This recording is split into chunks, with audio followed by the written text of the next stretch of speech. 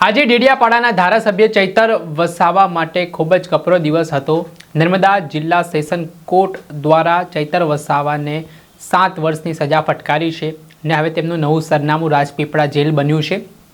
ત્યારે આમ આદમી પાર્ટીના આદિવાસી નેતા નિરંજન વસાવાએ શું પ્રહાર કર્યા છે ભાજપ ઉપર અને પોલીસની કામગીરી સામે સવાલ ઉઠાવતા શું કહ્યું, વિગતે વાત કરીએ।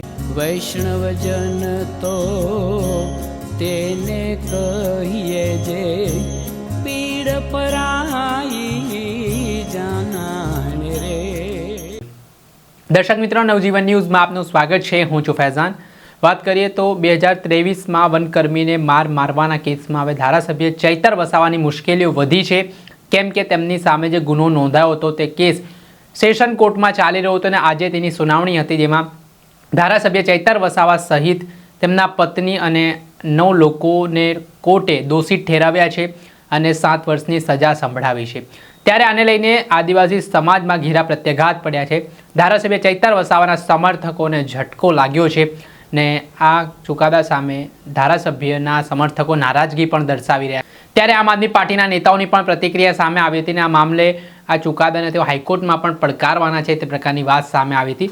ત્યારે આ મામલે નર્મદા જિલ્લાના આમ આદમી પાર્ટીના પ્રમુખ નિરંજન વસાવા શું કહી રહ્યા છે, કઈ રીતનો ઘટનાક્રમ બન્યો છે અને ધારાસભ્ય ચૈતર વસાવાને શું કામ ટાર્ગેટ કરવામાં આવ્યા, નર્મદા જિલ્લા પંચાયત પર આપે કબજો કર્યો એટલે ત્યાં તે બાબતની ખાર કાઢવામાં આવી તેવા આક્ષેપો કરતા નિરંજન વસાવાએ શું કહ્યું તે સાંભળો।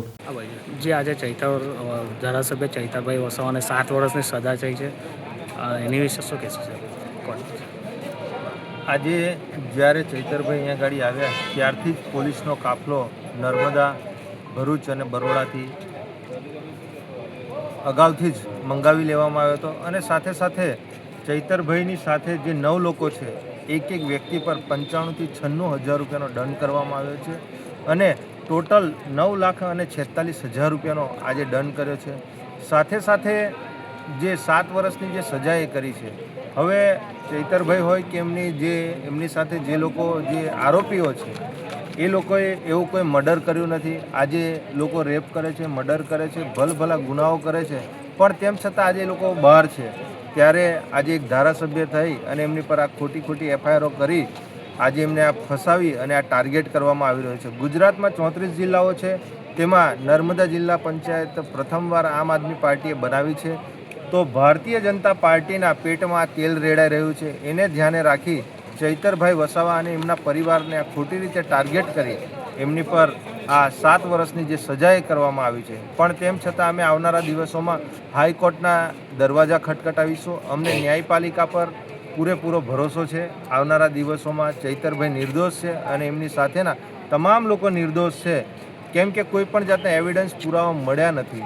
પણ તેમ છતાં જે આ 7 વર્ષ સુધીની જે સજા કરી છે એ આવનારા દિવસોમાં ન્યાયપાલિકા અમને યોગ્ય ન્યાય આપે એવી અમને તંત્ર પર વિશ્વાસ છે। નિરંજનભાઈ વસાવા, આપે કીધું કે આગળથી પોલીસને પ્રશાસન આવી ગયું હતું, તો શું આગળ કાવતરું લાગે છે તમને?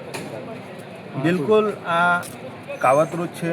અમે જ્યારે 10 વાગે અહીંયા ગાડી આવ્યા કોર્ટ પર ત્યારથી જ આખો પોલીસનો કાફલો એ જકાતનાકા હોય, કાલા ઘોડા હોય કે અલગ અલગ જે ચેકપોસ્ટો છે એ ચેકપોસ્ટો પર એ પોલીસનો કાફલો મૂકી દેવામાં આવ્યો હતો અને ત્યારથી જ અમને અંદર આવતા પહેલાં જ લાગ્યું હતું કે ખરેખર આ અગાઉથી ષડયંત્ર કાવતરું છે। કેમ કે આમ આદમી પાર્ટીની જે લોકચાહના દિવસે દિવસે વધી રહી છે અને ચૈતરભાઈનું જે કદ દિવસે ને દિવસે મોટું થઈ રહ્યું છે, એને ધ્યાનમાં રાખીને જ આ એમને વ્યક્તિગત આ ટાર્ગેટ કરી રહેવામાં ભારતીય જનતા પાર્ટીનો પૂરેપૂરો પ્રયાસ છે। નર્મદા પોલીસના કેટલો એનામાં દોષી તમને છો? નર્મદા પોલીસને તો શું છે કે ઉપરથી ઓર્ડર આવે એટલે એમણે તો એમનું પાલન કરવું પડે। નર્મદા પોલીસ પણ એ તો એમની જવાબદારી નિભાવતા હોય છે, કોર્ટ પણ એમની જવાબદારી નિભાવતા હોય છે, પણ ઉપરના જે આકાઓ જે ઉપર બેઠા છે, જે જવાબદાર નેતાઓ, જે પ્રતિનિધિઓ બેઠા છે, આ એમને ક્યાંક ને ક્યાંક નર્મદા જિલ્લા અને પૂરા ટ્રાઇબલ વિસ્તારમાં જે આ દિવસે ને દિવસે ચૈતરભાઈનું કદ વધી રહ્યું છે, આ એના માટે જ આ ક્યાંક પ્રમુખ નિરંજન વસાવા હાલ તેમનું મોટું નિવેદન સામે આવ્યું છે ને તેમણે પણ આક્ષેપ કર્યા અને પ્રી પ્લાન આ બધું ચાલી રહ્યું હોય તે પ્રકારની શંકા પણ વ્યક્ત કરી છે.